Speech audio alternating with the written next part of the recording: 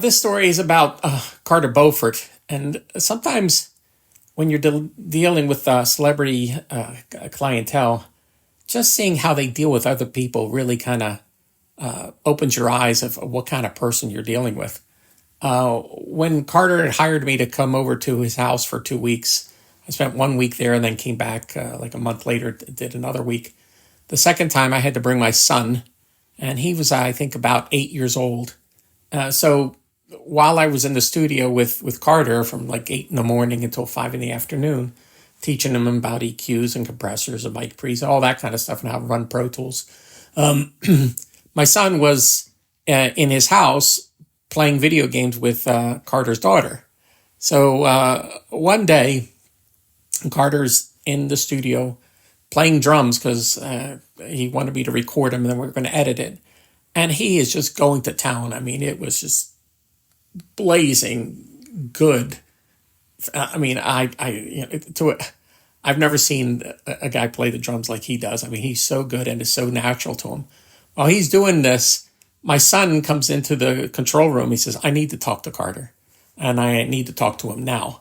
And I said, "All right." Now you realize he's an 8-year-old kid. So I opened up the door to the studio, and he walked in while Carter's playing, and Carter stops and he looks at him, and my son Joseph says, "Carter, I need to talk to you." And Carter says, "Okay, little man, what's the problem?" He says, "I was playing video games and your daughter unplugged the video game machine, and we need to fix this somehow." And he says, "Okay, little guy." He says, "Let's go in and talk to my daughter. Let's see what's going on." So he got up, no ego at all, got up, took my son. They walked into the house. I don't know what the conversation was in the house. And he took care of the whole thing. And then he came back, and when I talked to my son when we went home for the day, he said that Carter took care of it. And it was very nice and gently done. And that just means the world to me, that he took the time to pay attention to my son to make sure he was respected and he was listened to.